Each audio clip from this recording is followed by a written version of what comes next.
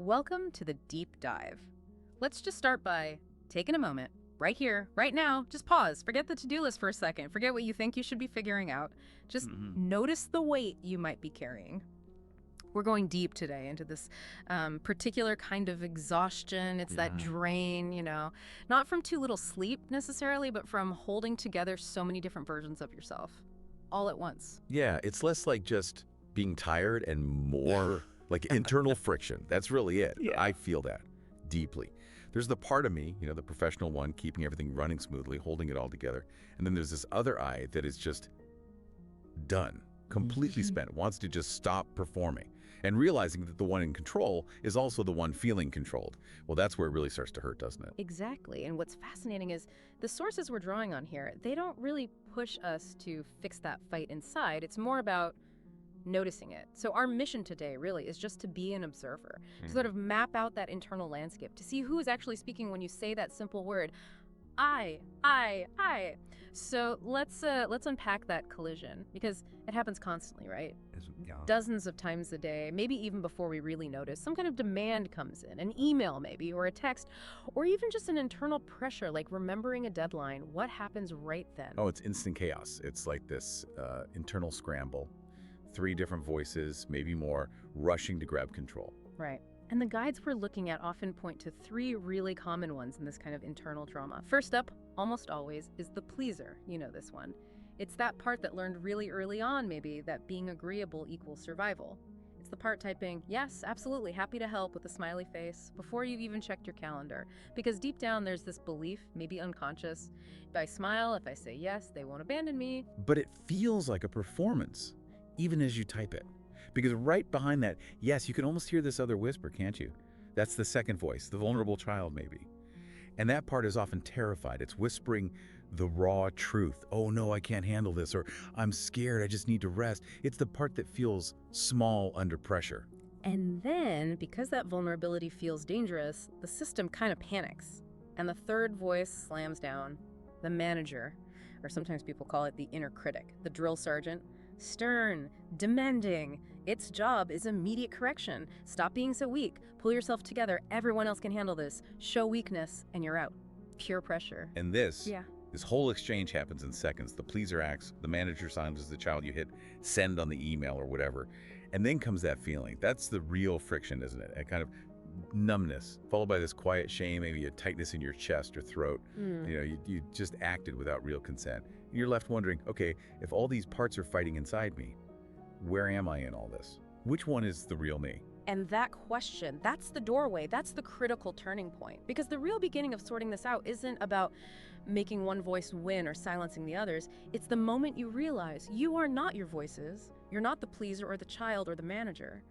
You are the awareness that notices them all. You are the space holding them, just stepping back from being the voice to being the listener. That changes everything.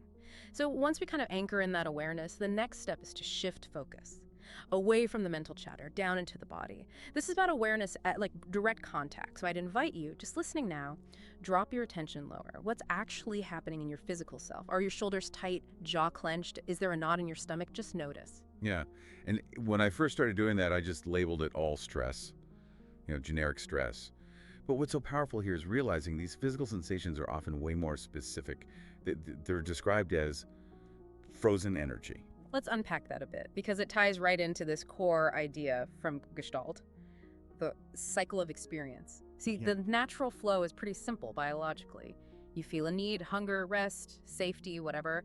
You mobilize energy to meet it, you act, you get the need met satisfaction, and then you rest, integrate. Simple cycle. But life, relationships, survival stuff, it constantly interrupts that cycle, doesn't it? Yeah. We learn, sometimes really harshly, that completing the cycle isn't safe. Feeling the need is okay, maybe, but acting on it or resting afterwards. Always allowed. Absolutely. So say you feel intense anger, but you were taught anger is bad or dangerous. Yeah. You interrupt the cycle. You stop yourself from mobilizing that energy fully or from acting on it constructively. But the energy doesn't just disappear. It gets stuck, turns into that knot in your gut or that headache, or you feel exhausted, your body needs rest, but you tell yourself, I have to keep going because you fear failure or judgment. So you interrupt the satisfy and rest part. And that need for rest turns into this buzzing anxiety instead. And that stuck energy, that frozen tension that just loops, That's what seems to fossilize into these demanding inner voices we talked about. The manager yelling at you isn't just being mean. It's often an old survival strategy, trying to force you into compliance because expressing the real need felt too dangerous back then. The voices carry these old messages. My needs are too much, or my truth will cause trouble. Because at some point, believing that was maybe the safest way to navigate the world. And when you connect those dots, realizing that constant buzzing pressure is actually frozen energy, stuck needs. Yeah. It often leads somewhere deeper. It's not just stress. It can feel like a quiet, underlying grief. Grief for all those times your authentic self, the part that needed rest or safety or to say no, wasn't chosen, couldn't be chosen. Yeah. I mean, for me, I know one way I avoid feeling that grief, that disappointment, is, well, hyperproductivity. Keeping incredibly busy. If my schedule is packed, if I'm always achieving, I don't have to sit still long enough to feel what's actually missing or what hurts. But being honest here, that constant drive, that busyness, it doesn't feel like freedom. It feels like loyalty. Loyalty. Loyalty to what or whom? Loyalty to the younger version of me, the one who learned, really young, that feeling too much or relaxing too much might mean falling apart, and maybe believing no one would be there to catch me. So the busyness honors that survival tactic. But this deep dive work is about realizing you can honor the memory of how you survived without letting that old mechanism run your entire life now. That's beautifully put, and it leads us right into how we start to identify these parts of ourselves we've pushed away, the exiled ones. A really powerful clue often shows up outside us, actually, through projection. Think about someone who really gets under your skin. That intense, maybe slightly irrational irritation you feel towards a certain type of person? Oh yeah, like maybe that colleague who just says no really easily to extra work without apology. Or the person who leaves a meeting right on time every time, doesn't hang around to chat. And you find yourself thinking, wow, so lazy or selfish or not a team player. The reaction feels big. Too big, maybe. Exactly. And what's so revealing is that the very quality you're reacting to so strongly in them, their boundary, their ability to rest, their refusal to overperform, that is often a quality you've completely rejected or disowned in yourself. It's like your own exiled part is walking around in their shoes. So they're living the no that I wasn't allowed. Or demonstrating the kind of selfishness, maybe just self-care that felt forbidden to me. You see it with things like road rage, too, maybe. Getting furious at a slow driver. Perhaps it's really about how you never let yourself slow down. Precisely. And seeing that shifts the focus entirely. It's not about judging them anymore. It's about recognizing your own unfinished business. Now, this isn't about going back and changing the past. It's not necessarily about confronting the person, parent, boss, whoever, who taught you your needs were inconvenient. It's about completing that emotional cycle internally, right here, right now. Okay, but how? How do you actually do that internal completion? Yeah. Because that exiled part, that feeling, it might be tied to some really painful memories for people listening. Right. It takes courage. The guidance here often points towards using imagination in the present moment.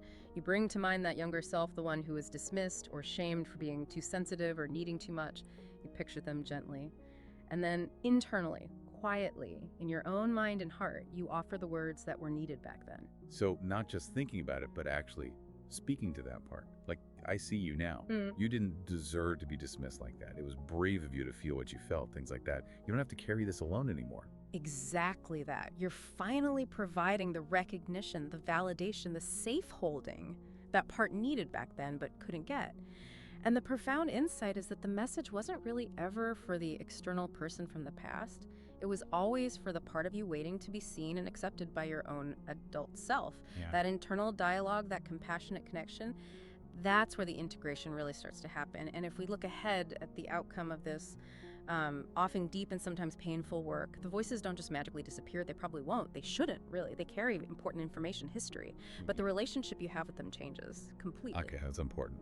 Because, let's be real, that manager voice, for years, maybe decades, it's felt abusive, like a relentless inner critic. How can we actually trust that voice to become supportive? Is that really possible?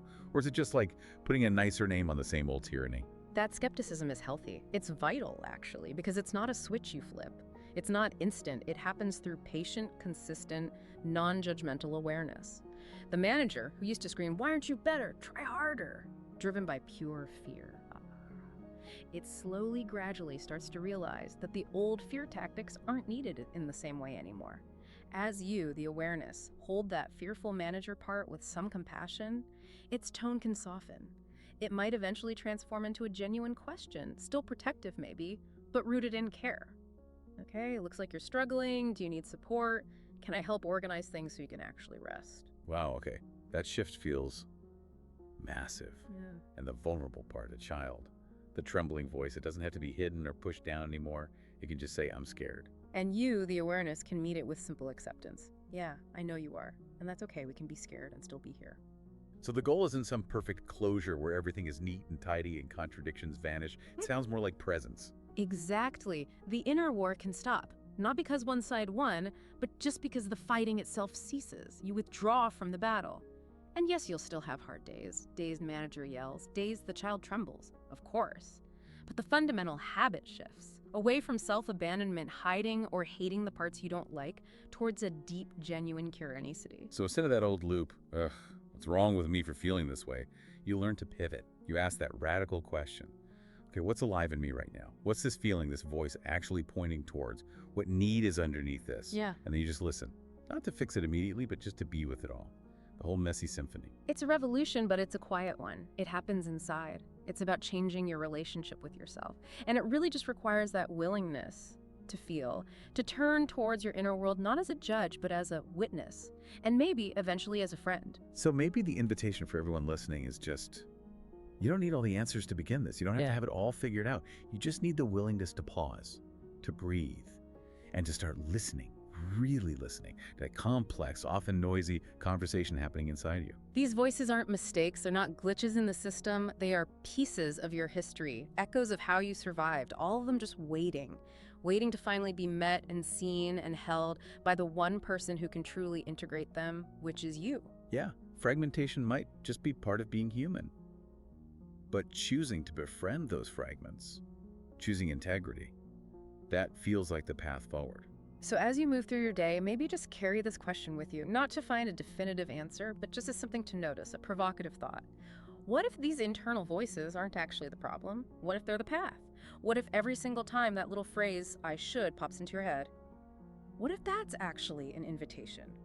An invitation to pause, breathe, and ask that incredibly powerful integrating question. Who says?